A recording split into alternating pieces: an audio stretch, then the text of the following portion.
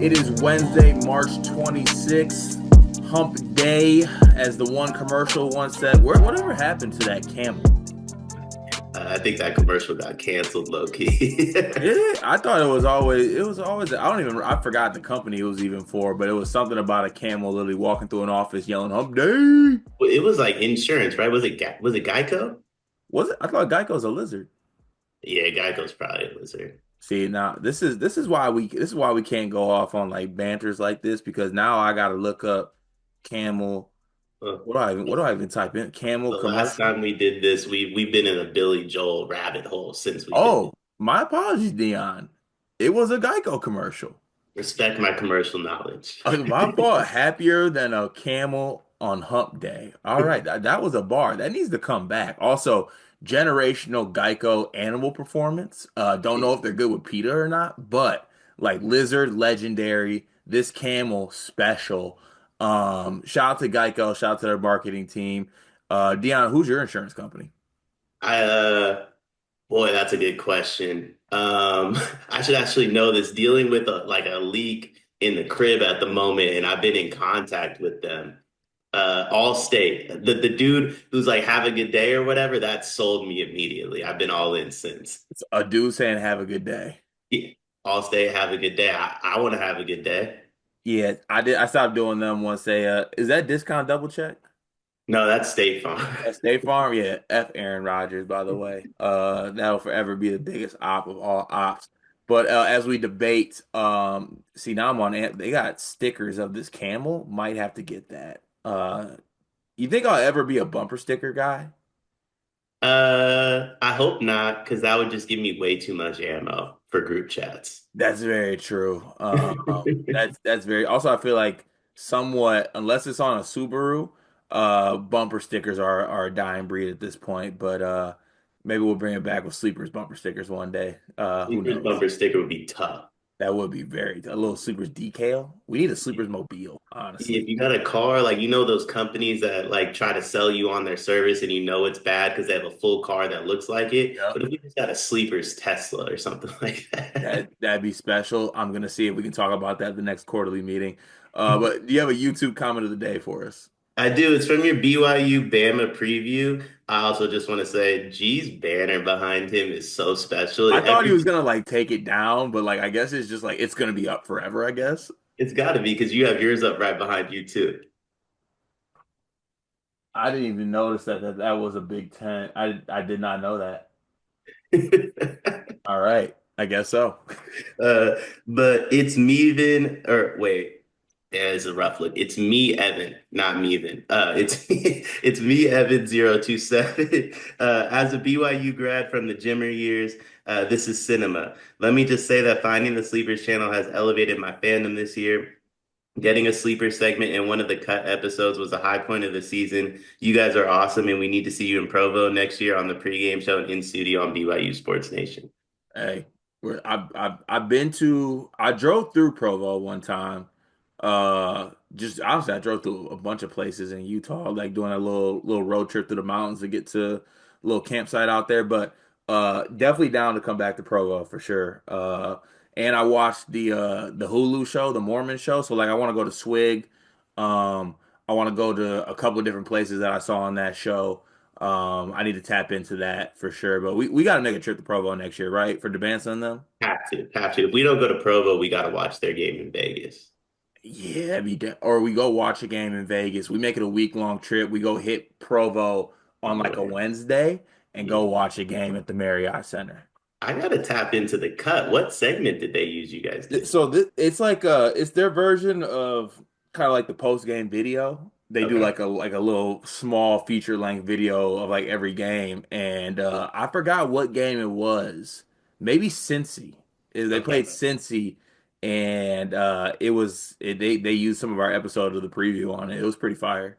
That's tough. I gotta tap into that. I had no It's idea. always good to do that too, because otherwise, when people do use us, it's like they use us as like the hate comment part of it. But this was like us being complimentary of them, and not like Chucky Hepburn calling me a dumbass, basically. Uh, And The that highlight tape was special though. With that SOB RBE on, like he doesn't know like I rock with SOB, so I didn't even care. But the only thing I did care about is that that came across like the Twitter sphere, and like everyone around me saw it immediately in January. But a group chat I'm in of my boys who like don't really like tap into college basketball like that, so they don't watch what I do kind of on a daily basis. They just found it like last week, and they're sending it over like, "Oh, what did you say? Like, what did you do?" I'm like, "I dealt with this 2 months ago, fellas. Like, we're good. We have moved on." You're like, I'm on to the next clip. I've said something crazy since then. Like we're Right. on to the next. I'm in 9 edits by then. I think we don't have to address that. But shout out to YouTube. Shout out to that comment though. I appreciate that. Appreciate all the BYU love this year. It has been fun doing that. And I also think we did a good job of having like our BYU ups and downs, like our good program, like how we build it. You love us, you hate us for a little bit, and then you're back to loving us because you understand that we want to see BYU be great. So good on them. Excited to watch that game on Thursday. Let's get to the Discord comments. Join the Discord for $9.99 a month. The link is in the description of our Twitter bio. Uh, can I still call it Twitter? I do. Do I'm you? definitely not calling it I X. ain't calling it X. And I was gonna say something, and I was a little bit scared if I had. Actually, no. Elon, come see me. Fuck it. I'll say You it. outside, Elon? I'm outside. It's Twitter to me. You can't steal that from me. All right, let me actually relax. But join the Discord, great community. You also get all your comments read every single day if you are on the Discord, and you can also argue with Akil and Sleeve Nash on how you feel about the Sweet 16 coaches rankings. Seems to have spurred quite the controversy in there. Uh, let's start today with Sid. And my apologies. I think Sid might be a new member. I don't know if I've seen him comment before. So shout out to Sid for joining the Discord. We appreciate you. Sid says, saw the short about Brad's experience in the NCAA tournament comment, and Greg ended the short with attrition-based program Illinois has turned into. I am sorry, but did we just forget the multiple years of Io, Kofi, Trent, DeMonte, Grandison, TSJ, Coleman, Goody, Georgie, and several others I'm probably forgetting? Can we please stop generalizing the 1 year into Illinois is an attrition-based program? We can criticize Brad for doing that last year for sure, but is by no means the way he has done things over the years. Okay, that's fair to say. I will say this though, you are bringing up the Io, Kofi, Trent years and TSJ and Coleman, Goody, all those guys. Those are Illinois' best years, and to me, either he chose or did not prioritize much retention this season, and the season played out the way it did. So I'm hoping that move going into this next season, there is a little bit of like we need to keep some guys around this program, and I think there will be. Like you get Kylan back, you get Big T back. Like I like that outlook for Illinois. What do you think about Illinois' kind of being labeled as an attrition-based program? I don't know if Greg was actually trying to label them as like just all attrition. I think he was just speaking on kind of how it turned out last year compared to the previous successful years. What does attrition mean? I think it's like turnover kind of. Got you. I mean, so here's the deal, Sid. Like, although like I think your comment is correct, we don't know what the next steps for Brad are, right? Like the next steps could be exactly what you're saying, where he goes back to what he's done in the past. The next steps could be him trying to do this turnover thing again. And by the way, it sure does kind of look like he's gonna have to do the turnover thing again. So like I think it's a little bit up in the air. We have to go based upon what we have at the moment. And what we have at the moment is he chose to turn over a complete roster.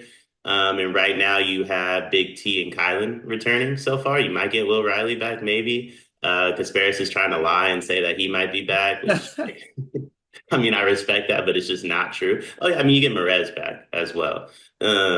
But I mean, at the end of the day, like it does appear like he is trying to go the route of an attrition based program to an extent. That's what we have to go based on. But he might go back to what worked in the past as well. Yeah, I agree with that. I Maynard. A lot of people are saying this ain't the same Arizona that Duke beat earlier. Well, this ain't the same Duke team. Foster played 26 minutes at PG.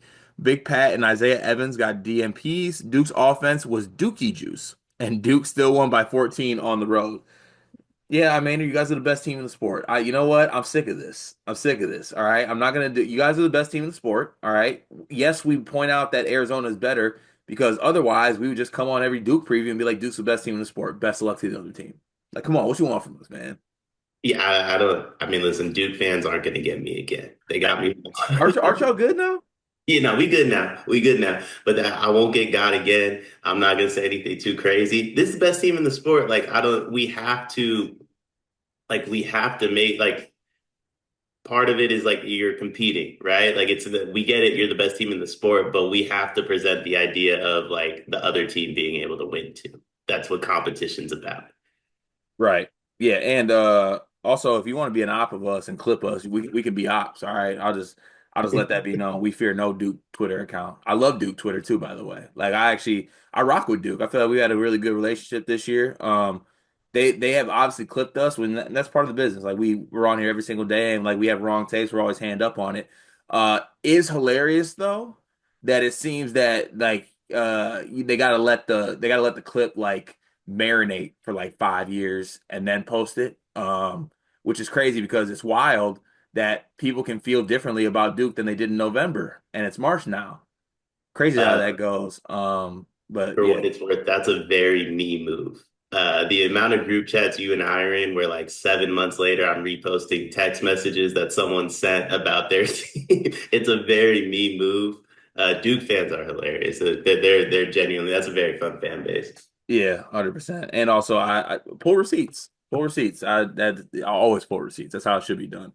Um, War chant. Has it ever occurred to you that Illinois missed on all the alpha scoring difference makers in the portal, and that's why they were forced to go young to put enough talent on the floor to compete? Look at the dates that KJ, Tomey, and Riley committed. All the great portal guys were gone at that time. They whiffed on all of them. Consider going young was a pivot, not a first choice. Illinois historically has to settle and pivot to alternate plans because they just often don't get the guys that are their first choice. I mean, I guess that's one way you could put it. I also have a hard time just buying that though because I mean, Illinois got money and I feel like they go after the best guys and I mean, I don't know their complete NIL situation, but I mean, the way most Illinois people talk about it is that they can pay these guys top dollar like other programs are doing it. So, I don't know. Do you think that them going young this year was a cause of them whiffing in the portal? I guess I don't know who they whiffed on, like AJ Store. Yeah, I was gonna say who did they whiff on, and also like depending on who they whiffed on, imagine choosing some of them over Casparis. Like I don't Right. know. And Will Riley too. Like, what are we doing? Yeah, I'm not sure this comment's hidden the way that it's supposed to. I understand what he's saying. Like Like I think Illinois they whipped fans are. on Dante Maddox Jr., the bench guard from Xavier. Like, That's what I'm saying. Like, who did you whiff on that you wanted more than Casparis and Will Riley? Like, that's crazy to me. Those two dudes are phenomenal. But I think I guess like the point like Illinois fans are trying to make is like this year was an anomaly. It might be like we'll find out here shortly, but whether it's an anomaly or not, if Kasparis Yakasonis wants to go to your school, I don't care what your philosophy is. I think you should find a place for KJ. yeah, I agree too. Um, let's see. All hail the Pope. Rick Barnes told Finnebom in an interview that he forgot playing us. Well, maybe we can send him off in retirement and make it to where he can never forget it as his last loss. Maybe so. All hail the Pope. Maybe so. Nothing really much else to say on that. Is Barnes retiring this year? Barnes had a pretty good year. I just don't know if he's retiring. I mean, listen, if he is, good luck. Kentucky, that'd be kind of cool to end like your rival's coach. I mean, North Carolina did it, and Hubert's still getting extensions for doing it. If they do, if Rick Barnes for some reason feels like he doesn't want to coach Tennessee out of nowhere, uh, are we getting the Rick Barnes West Virginia train going? I'm all listen. We're striking out left and right, so I think we're. I'm hoping we strike out just enough to where we fumble into somebody. So if listen, if all hail the Pope knows that Rick Barnes won't want to coach Tennessee if Kentucky wins, just know Kentucky by 40 is my motto the rest of this week. Yeah, 40 is crazy. War chant. So tired of this narrative that Illinois is pushing kids out. The roster continuity of the first 5 years of Underwood is always largely ignored. by going completely old in 21, 22, and 23, 24 caused a lot of this. That caused the roster to be out of balance between classes. Outside of the bigger bag, which they might not have made had money for, I don't think any of the kids that left could have been retained. Some of them wanted to be starters, and Illinois wanted them to be bench role guys. A better criticism, perhaps, the wrong kids are being recruited to start with. Underwood stated the goal is to win a national title. In order to get players good enough for that, really good players need to be fine with coming off the bench. Illinois has very rarely won first choice recruitment battles since the 80s, and they in the 80s where they owned in-state and it was rich in talent. Um, I mean, I'm not disagreeing with any of these points. Uh, I don't know though. Like, also, you say a better criticism is perhaps the wrong kids are being recruited to start with, and that may be true. But also, you never know what those kids would look like too if you could retain them in the program. And I think there's ways that you could go about retaining them, without necessarily you can still give them what they want to a certain degree while also retaining them, I think, in my opinion. But if you feel different, War Chant, I'm not saying anything you said in that comment is completely out of pocket, to be honest with you. So yeah, we'll see. Oh, we'll see what they do next year. I think that's big. I feel like I get where Illinois fans are coming from. I don't think they're wrong. The only thing I would point out is like kind of the years and the timeline they're discussing is a little bit before the portal and NIL became so relevant and so everyone's in it. There's like 1,000 dudes in the portal already. We still have 20 days of the window left. So I feel like it's a little bit of wait and see. The premise behind what they're saying, though, I completely agree, but I do think it's a little bit of a wait and see to see what he does next. Yeah. Let's see here. Oh, last one. Mutant Matt. Many months ago, I received a wedding invitation from a couple of family friends whom I love deeply. After the initial obligatory elation generated by the happy news, my bubble popped like a Hoosier missing the dance, and I tumbled right back down into the sad. The wedding is scheduled for Final Four Saturday. Let that statement sink in for a minute. Is there a worse Saturday to plan a wedding? What if Purdue's in the mix like last year? Could anybody involved with sleepers ever imagine setting the date on the holiest of holy days? My wife and I specifically agreed to not host our nuptials on Memorial Day weekend because her entire family's from Indy and all are huge racing fans. For the record, as I type this comment, I have no idea if television will be available at the reception. I can only hope. On a scale from 0 to 10, with the 0 being get over it, you soft pansy. This is a celebration of true love, so don't be a sniveling goober. And with 10 being this is an unforgivable abomination, so you should bust an Owen Freeman style fake injury and sit this one out. How do you guys regard scheduling important events on important dates like the Super Bowl, New Year's, etc.? Well, two things. Did you want me to read the Malik comments after this? No. There's one that's actually funny though. Let me show these.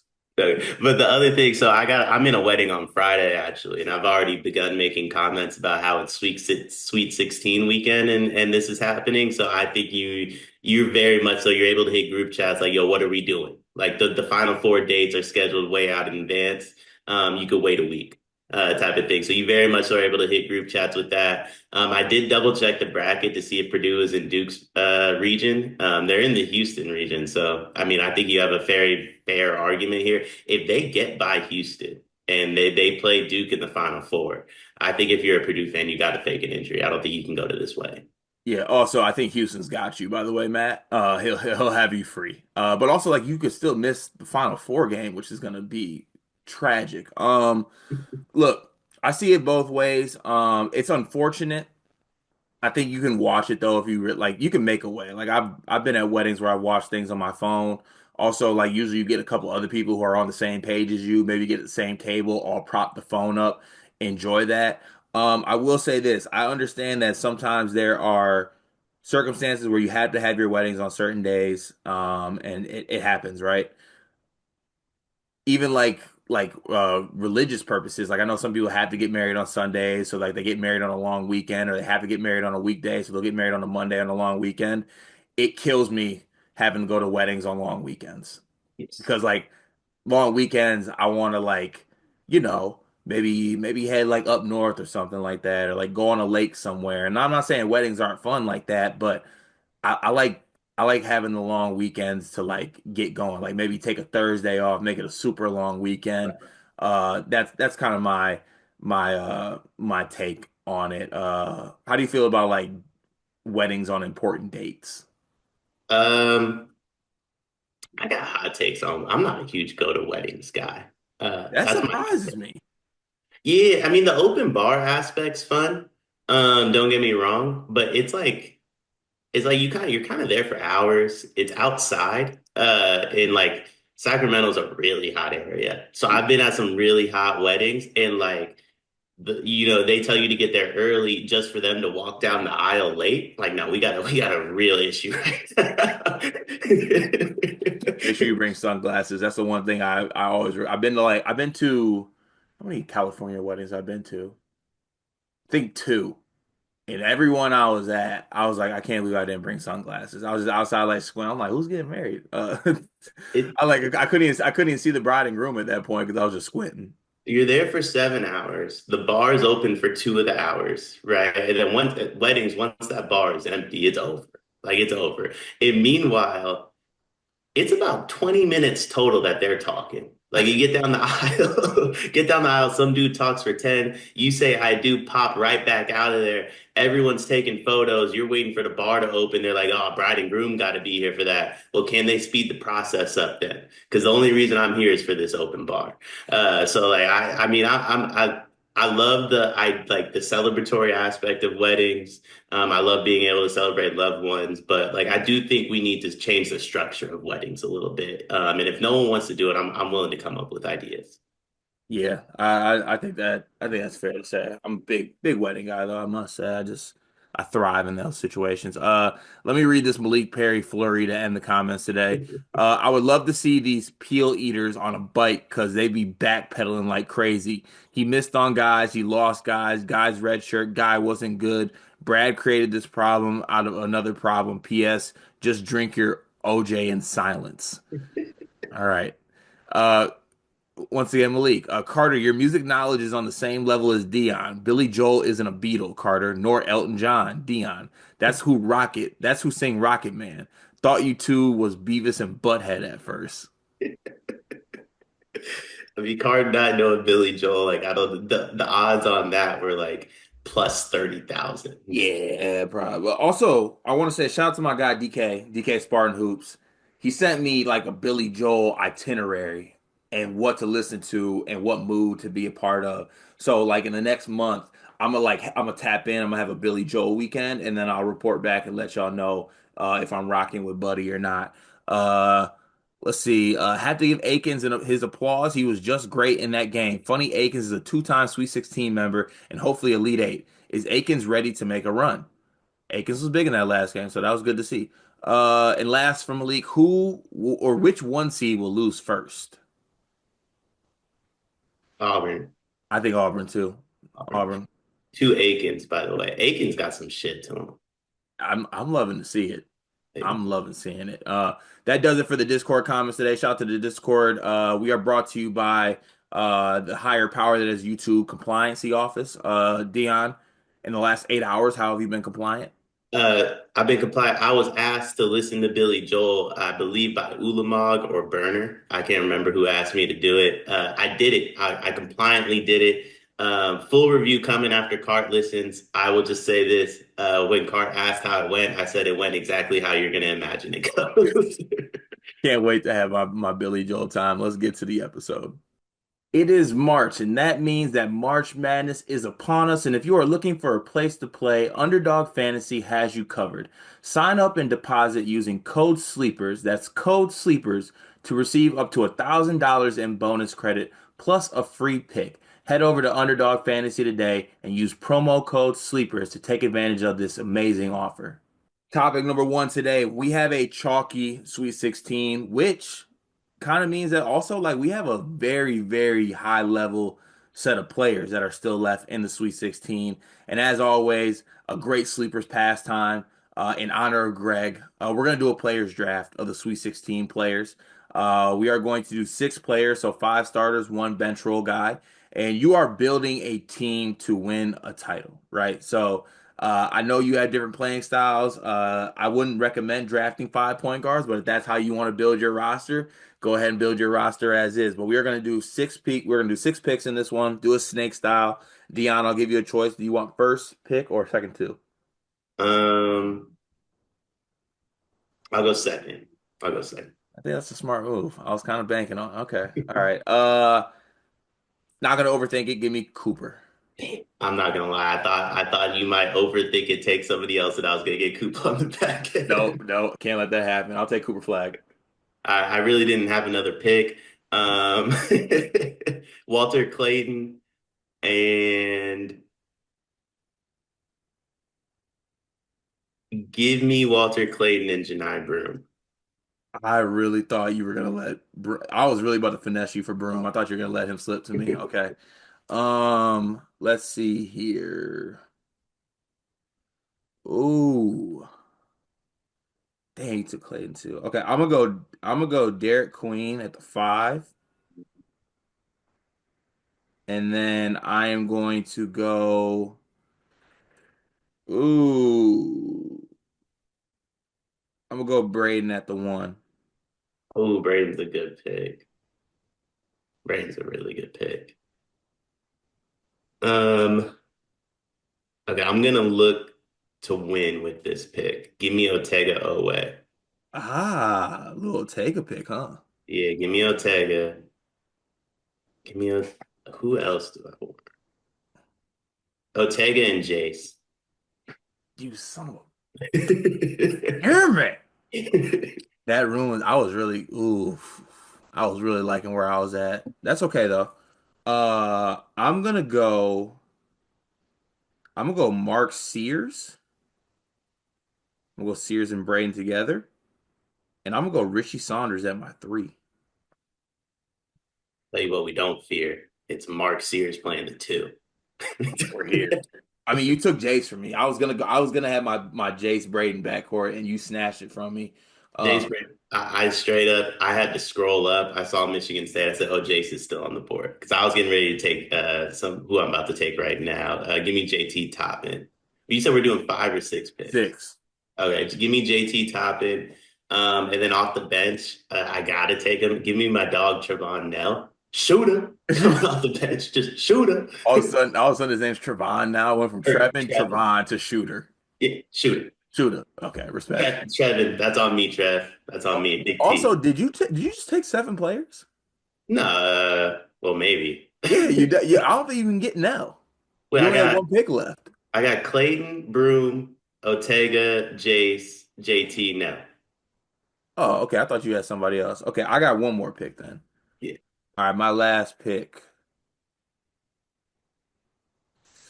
Ooh, who do I want to go with here? I'm gonna go a bench guy with no fear. Give me Caleb Love off the bench. I like that. Give me I like Caleb Love that. off the bench. So my 6. I got Braden Smith, Mark Sears, Richie Saunders, Cooper Flag, Derek Queen, Caleb Love off the bench, and you got. I got Walter Clayton, Jace Richardson, Ortega Owe, JT Toppin, Janai Broom, and then Shooter coming off the bench. Not gonna lie, I know you wanted Shooter. I think that ruined your draft. I'm gonna award myself the victory here, but please comment below who you think won. Also, if there's a graphics person out there, you want to make these 2 teams into a graphic, and we can ask Twitter, that also would work. But on to topic number 2.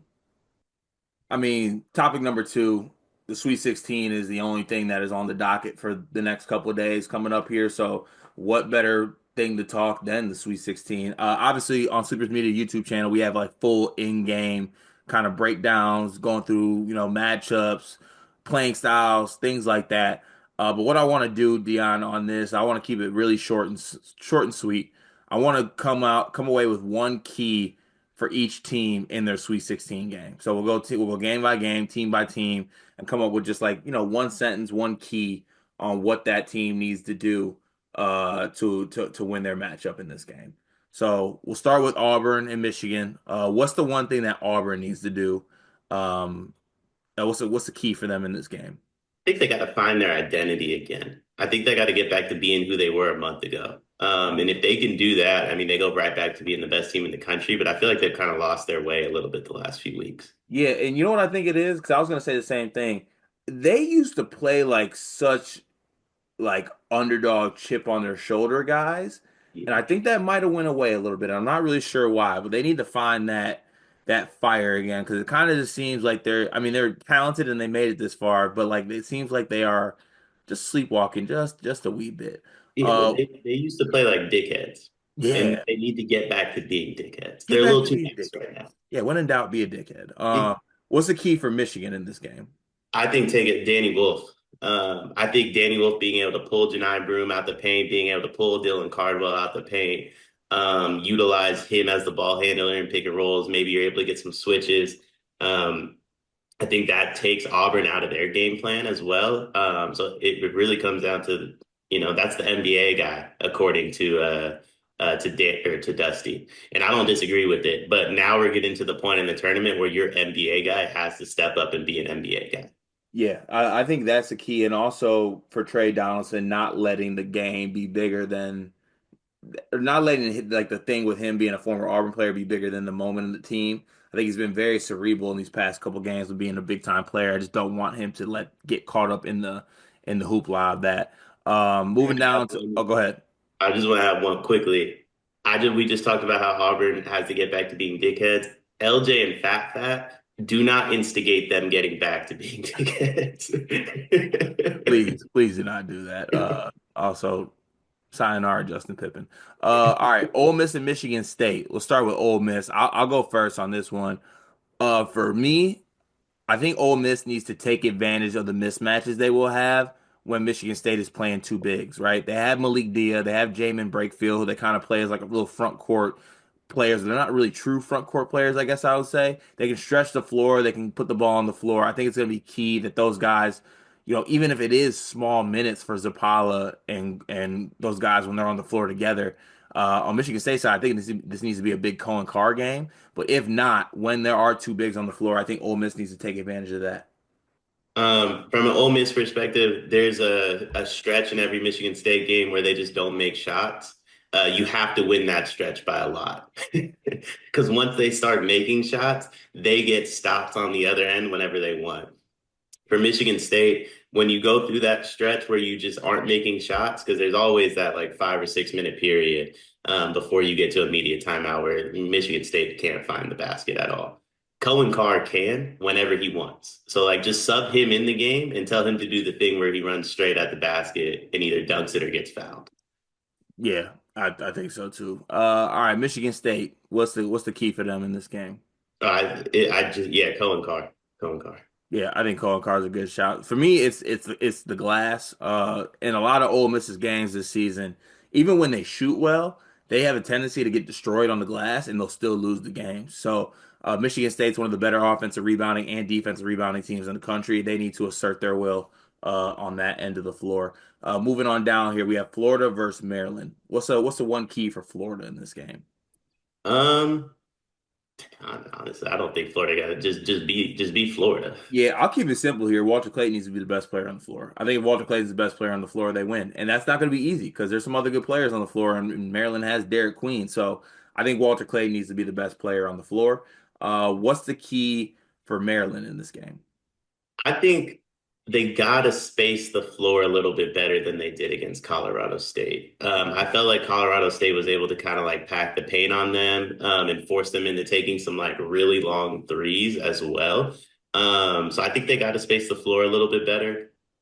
If you limit what you're able to do against Florida, you let them get up and down and run. I think you're in for a rough time. Derek Queen, also much like Walter Clayton, has to be the best player on the court.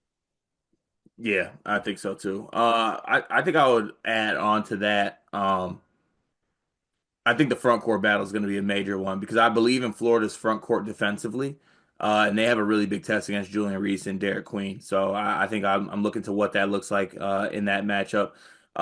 Moving down, we have Texas Tech taking on Arkansas. What's one key for Texas Tech in this game? I think it's the guards. So Arkansas is getting Boogie Flam back. They're kind of playing the Boogie Flam DJ Wagner backcourt together a little bit with John L.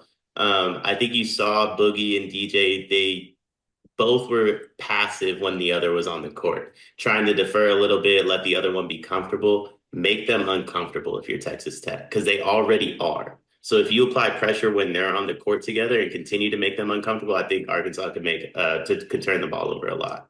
Yeah, I'm also looking to see what McCaslin does defensively. I kind of think that's going to be a key in this game.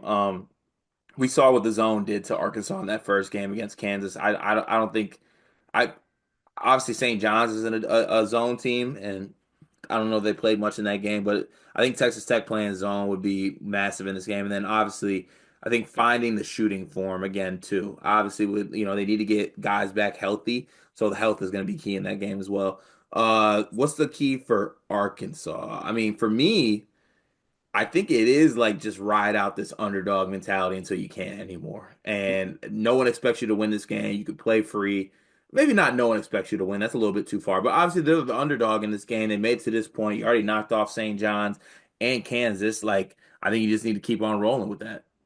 I think it's a Adu Tierra too, right? You're getting him back, presumably. Like, I guess it's not official, but the way they reported his injury during the St. John's games, it feels like more likely he plays than he doesn't.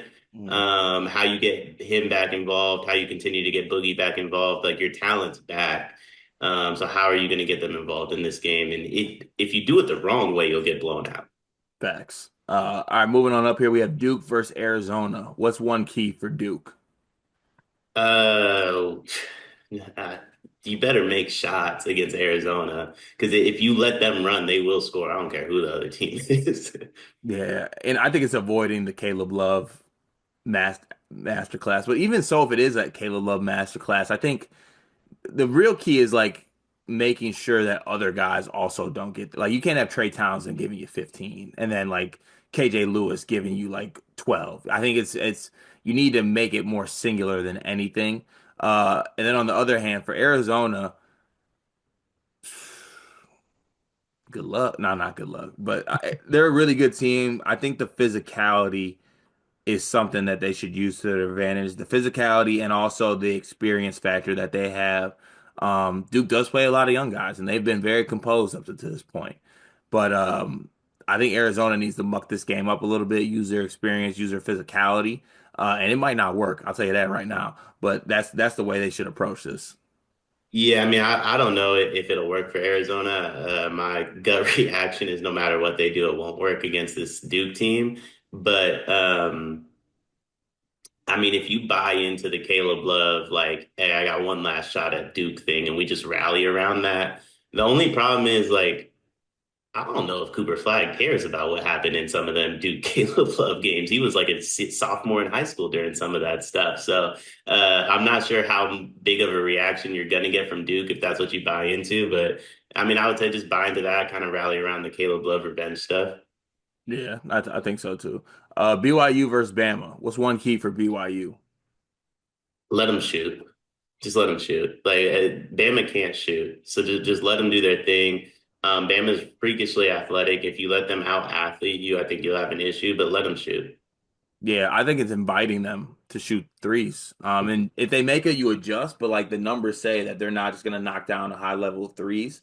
And also I think BYU needs to take a lot of threes in this game because I think if they can out Bama is how I like to put it. I think that's a good way to do it. On the flip side for Bama, the one key for me would be to not settle for threes. Like on the same token, like they are such a good team, and Mark Sears is so good at getting downhill, and you have Amarui as the lob threat, and you have a lot of guards like Phylon that can get downhill. I know BYU is a physical team, but I think you need to meet that physicality and not shy away from the hoop. And Grant Nelson needs to be big in this game as well. Yeah, I mean, I've said this all year. My biggest frustration with Bama is I think if they stop shooting threes, they're the best team in the country. So that's been my key for them since November. Yeah, 100%. Houston versus Purdue. What's one key for Houston in this game? You got to stop Braden. Everything Purdue does, they go as Braden goes. So take Braden out of what he wants to do, and I think you'll be able to get the results you're looking for. Yeah, I think I go in the same. I cut the head of the snake off. Braden creates so many things for himself, for TKR, for others on this team. I think he's got to be obviously he's the main focus, but I think sometimes it shifts from people like, oh, we want to stop TKR from going down low. It starts with Braden, right? And On the flip side of this, for Purdue, the key to me is you got to take care of the basketball. They turn the ball over. Braden turns it over 8 times against McNeese. He's had some turnover issues as late. You turn the ball over against Houston, you are going to get blown out. They will take advantage. You will get blown out. You got to take care of the basketball. I think that'd be the key for Purdue. Yeah, I think for Purdue, it's play with the passion Braden plays with. You saw it in the game against McNeese. I don't know what Braden didn't like about that McNeese team, but Braden took that game very personally, and he wanted to bury McNeese State. He's going to come out with that same level of intensity and passion. Everybody's got to fall in line because you do kind of have to play perfect to beat this Houston team. Agreed. And last game, Kentucky, Tennessee. What's the key for Kentucky? Keep rolling defensively. You said a stat yesterday, I believe it was from the comment section, where they're 11th in the country since they played Ole Miss defensively. Yeah.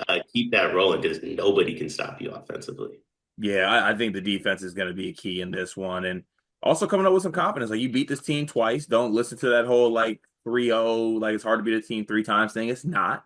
I think it's going to be key in this game. And then on the flip side for Tennessee, the key to me in this game is I feel like Tennessee's seasons have ended like the same way, kind of. Like, they just haven't been able to like find the form. Like, it goes one of two ways. Like, they're great offensively, like they were last season, but they couldn't get the stops against Purdue, Mhm. or they just get a crazy amount of stops, but they can't score. I just think it's going to be massive for them. It might come down, honestly, and it scares me, to the point guard matchup. Like, you have two point guards that have played a lot of basketball, have played a lot of NCAA tournament basketball, have had the accolades. Like, who's going to win the matchup between Zakai Ziegler and Lamont Butler?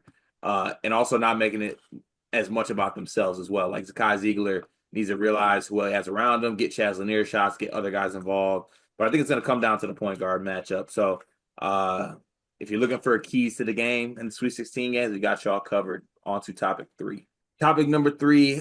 This one came about because the Big Ten coaching carousel's off to hell of a start. You have Nico Medved being hired at Minnesota.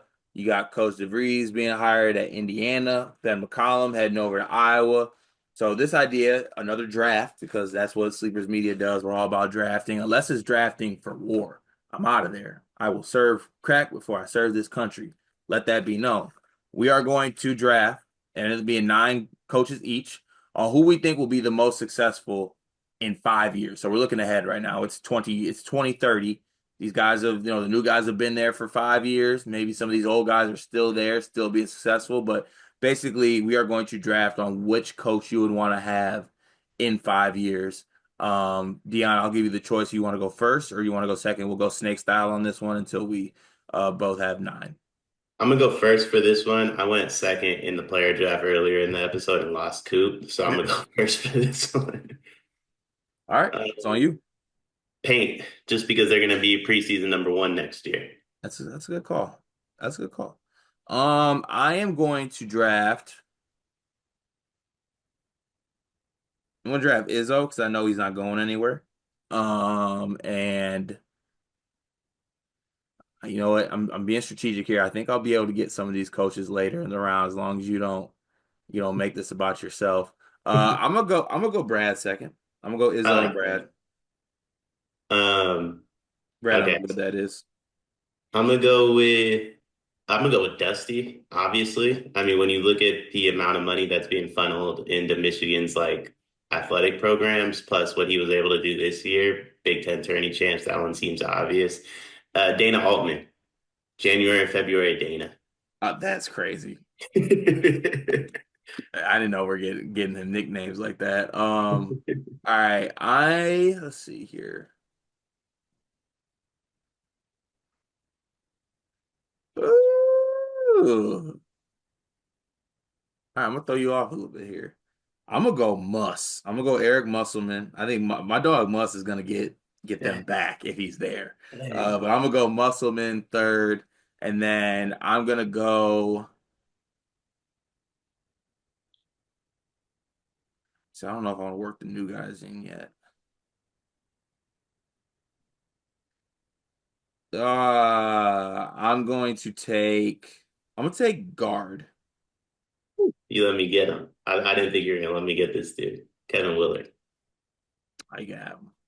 Crab five. Yeah, Crab yeah, go five. ahead. Yeah, that's all you, brother. And then what did they just funnel? Like a $50 million practice facility? That's fine. Assuming he stays, there's the Villanova stuff still. We're good. um, okay, so when we say success, is it relative to the school they're at, or is it just like the most successful? I don't got to answer that. See, this is why G got to come back from paternity leave because he answers these questions. Yeah, I'm not answering that. So quit asking. But with Okay, well that throws me then. successful relative, can it be a mix of both?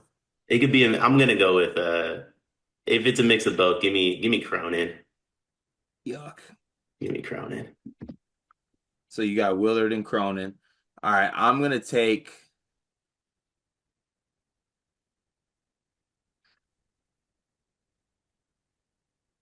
Chris Collins,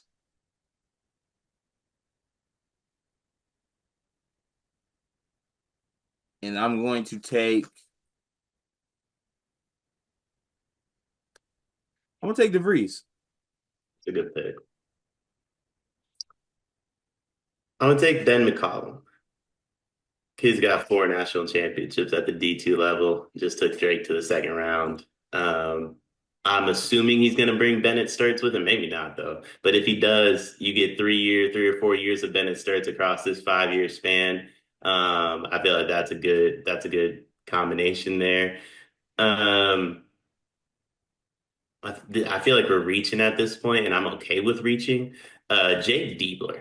Bare minimum, I feel like Ohio State's going to put more money into this than some of the remaining That's teams. that's by far the worst pick. By far. That is the worst pick by far. Um, I am going to go. Let's see, I got one, two, three, four, five, six. I got three more. Um,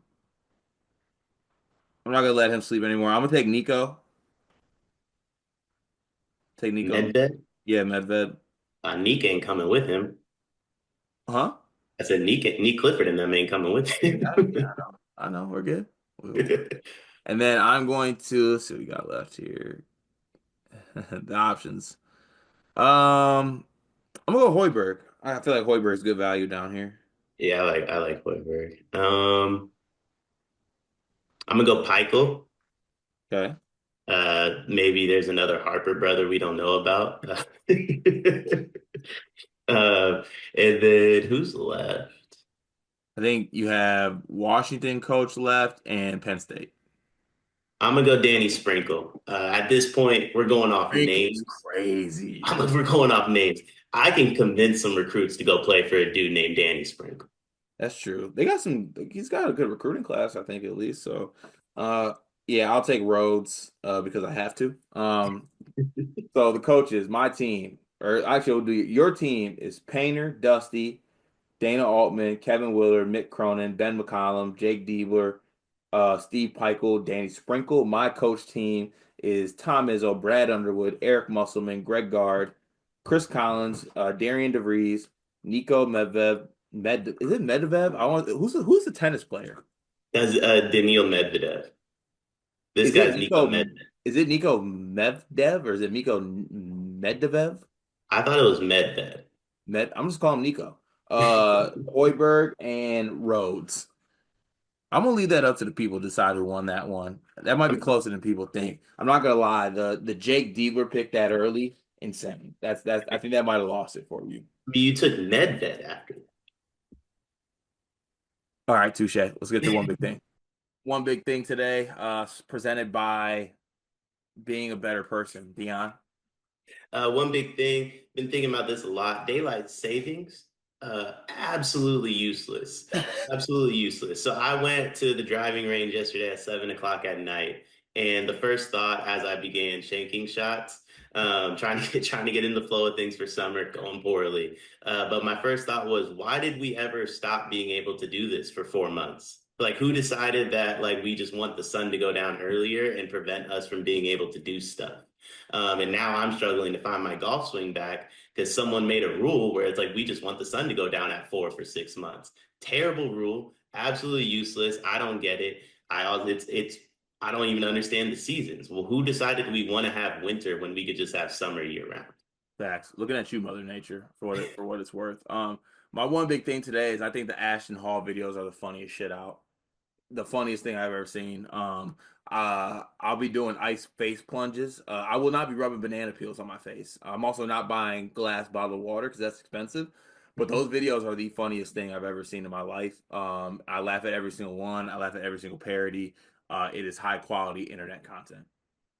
I'm gonna be honest, so I'm not gonna do it now that you're already planning to do the ice water things, but I was planning a bit for our San Antonio trip where once we're all awake, I'm gonna rub the banana peel on my face and then dunk my head in water.